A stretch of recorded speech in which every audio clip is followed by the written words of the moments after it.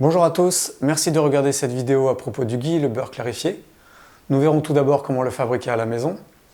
Nous verrons ensuite quelles sont ses propriétés et l'utilisation qu'on peut en faire au quotidien, en particulier en rapport à l'Ayurveda.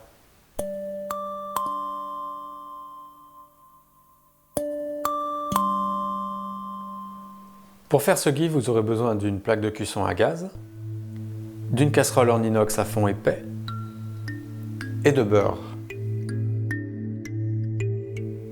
Sachez que la qualité du ghee dépendra directement de celle du beurre.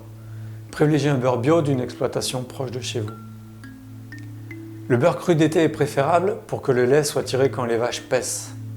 En fait, il faut que le lait provienne d'une filière la plus naturelle possible qui garantisse une bonne qualité de vie animale et le moins de processus industriels possible pour le lait comme pour le beurre.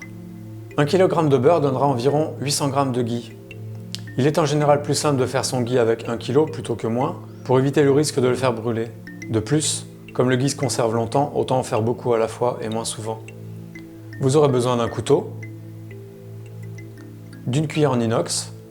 Mieux vaut éviter les cuillères en bois qui peuvent garder l'humidité. Enfin, vous aurez besoin d'un porte-filtre et de filtre à café à filtrage doux. Pensez à prévoir des pots en verre propres et hermétiques pour le stockage du ghee. C'est plus pratique d'avoir plusieurs pots petits ou moyens qu'un seul plus gros. Comptez environ 1h30 ou 2 heures pour préparer l'équivalent d'1 kg de beurre. L'environnement est important. Traditionnellement, on chante des mantras pendant la préparation du ghee, mais vous pouvez soit écouter de la musique douce ou tout simplement rester en silence. C'est vraiment un bon support de méditation. Coupez le beurre en morceaux grossiers et mettez-le dans la casserole. Ensuite, faites chauffer à feu très doux, le beurre va commencer à fondre. Une mousse va se former sur le dessus, c'est normal, ne l'enlevez surtout pas. Remuez régulièrement pour éviter que le dépôt ne brûle au fond de la casserole. Peu à peu, la mousse va disparaître pour se transformer en petits flocons qui vont se déposer au fond. Continuez à remuer de temps en temps. Sachez que la réaction du beurre pendant la préparation du ghee sera variable d'une fois à l'autre. Ne soyez donc pas surpris si ça ne se passe pas exactement comme ça chez vous. Tout au long du processus, le beurre et la mousse vont changer de couleur, d'aspect et d'odeur. Avec l'habitude, vous saurez à chaque instant où en est la cuisson. Voyez la couleur jaune clair comme du jaune d'œuf. Le crépitement est également significatif pour le moment. Les témoins principaux pour savoir où nous en sommes de la cuisson sont la couleur, mat ou brillant, le liquide, opaque ou translucide, l'odeur et la présence ou l'absence d'eau à l'intérieur. Dans le beurre, il y a un peu d'eau. Au fur et à mesure de la cuisson, l'eau va s'évaporer et le fait qu'il n'y en ait plus du tout à la fin garantira que le ghee sera de bonne qualité et qu'il pourra se conserver indéfiniment. Voici un moment pour savoir s'il reste de l'eau ou pas dans votre préparation. Prenez une languette de papier et après avoir écarté la mousse en surface, trempez-la dans le liquide jaune. Immédiatement, allumez cette languette à l'aide d'une flamme. Si vous entendez un crépitement, cela signifie qu'il reste de l'eau. Vous confirmerez cette information visuellement si le liquide est encore opaque.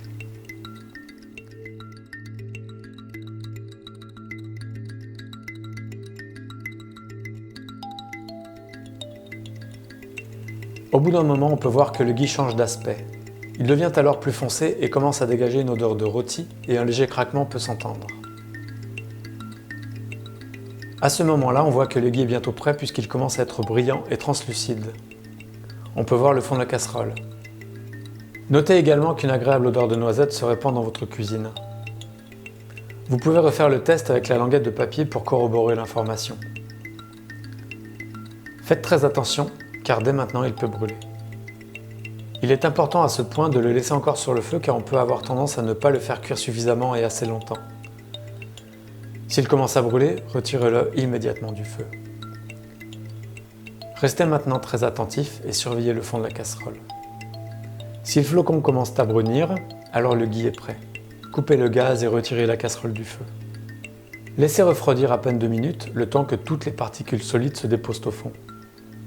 Ensuite, après avoir écumé la surface, filtrez-le à travers un filtre à café dans un pot en verre ayant un couvercle qui ferme bien. Jetez le flocon solide que vous avez filtré et attendez que le ghee ait complètement refroidi pour refermer les bocaux. La méthode qui vous est proposée ici est une méthode simple et efficace qu'on peut faire en Occident avec les matériaux qu'on peut trouver, le beurre en l'occurrence. Mais en Inde, il s'agit de faire du ghee avec une sorte de yaourt qu'on appelle le dali, qui est mélangé à de l'eau et baratté. La crème sort par-dessus et est ensuite chauffée comme du beurre jusqu'à ce que les solides du lait se précipitent. Cette méthode demande un peu plus de savoir-faire et de temps.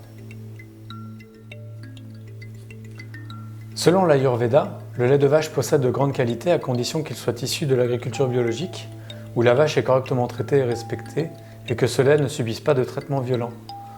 Choisissez donc du beurre cru et bio, sinon mieux vaut s'abstenir. Pour passer du beurre au ghee, on enlève les protéines, notamment la caséine, le lactose et l'eau.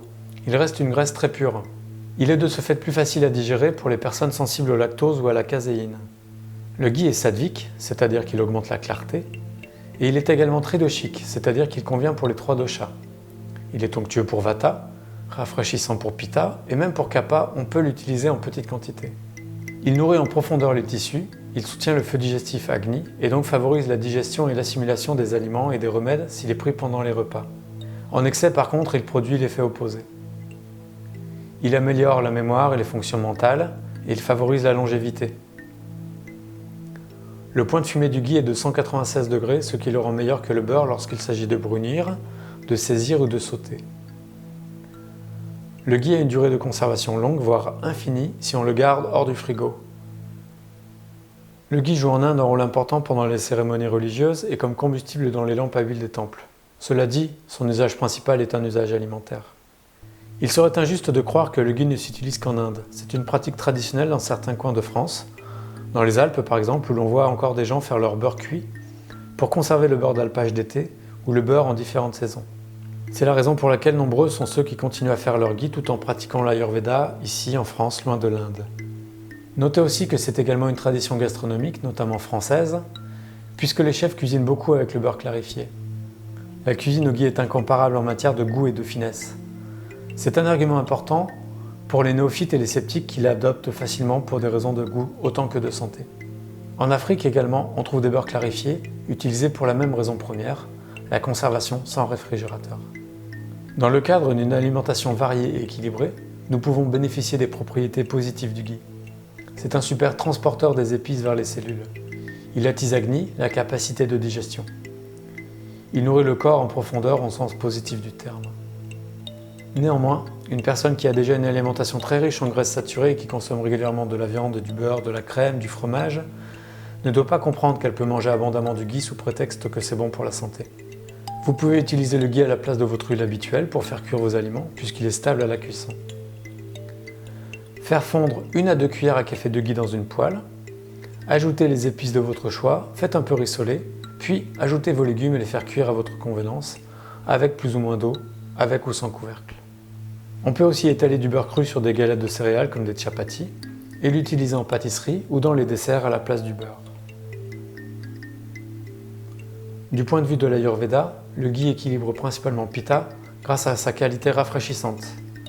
Les traitements ayurvédiques à base de ghee visent donc principalement pitta dosha. On prépare des ghee médicalisés où le ghee est mélangé à des plantes médicinales en suivant des recettes ayurvédiques classiques. On appelle ces ghee médicalisés gritam. Vous pouvez acheter assez facilement des gritam sur internet ou dans des magasins spécialisés en Ayurveda, mais vous pouvez également vous les faire vous-même. On peut se mettre du ghee nature dans les narines contre la sécheresse ou la chaleur nasale, mais le Brahmi Gritam sera plus efficace encore en favorisant le calme mental et la concentration, surtout si pitta est en excès. Vous pouvez le faire au printemps pour lutter contre les méfaits de la pollution atmosphérique ou de la poussière, ou alors si vous êtes allergique au pollen. Prenez une toute petite quantité de ghee nature ou de Brahmi Gritam et posez-la dans chaque narine. Inspirez fort pour faire fondre et remonter le ghee. Il est normal de se moucher dans les minutes qui suivent, c'est du nettoyage. Mouchez-vous délicatement, sans forcer. Vous pouvez également suivre la même logique pour les yeux, le siège d'Alochaka Pitta. Les longues pauses devant les écrans d'ordinateur ou de télévision les fatiguent. On peut utiliser du ghee nature, mais pour augmenter les effets de nettoyage et de lubrification, on pourra utiliser du Triphala Gritam. Prélevez environ l'équivalent d'un grain de riz, faites-le fondre dans le creux de votre main propre et appliquez doucement avec le bout des auriculaires, d'abord au coin interne des yeux, puis le long du bord des paupières inférieures. Clignez des yeux. Ça peut parfois piquer au début et troubler un peu la vue quelques instants, mais ce n'est que transitoire. Vous allez larmoyer un peu pour éliminer les résidus fixés sur le ghee. Appliquez chaque matin et soir, ou même plus souvent si nécessaire. Juste après, protégez-vous impérativement avec des lunettes de soleil. Vous pouvez aussi, le soir, quand il fait chaud, vous masser les pieds avec un peu de ghee. C'est rafraîchissant et apaisant. D'ailleurs, le massage ayurvédique des pieds au bol Kansu utilise du ghee. Merci d'avoir regardé cette vidéo. Si vous cherchez près de chez vous un praticien en Ayurveda pour des consultations, des massages, des cures, des stages, des formations, ou même tout simplement pour des recettes de cuisine ayurvédique, rendez-vous sur ayurveda-france.org.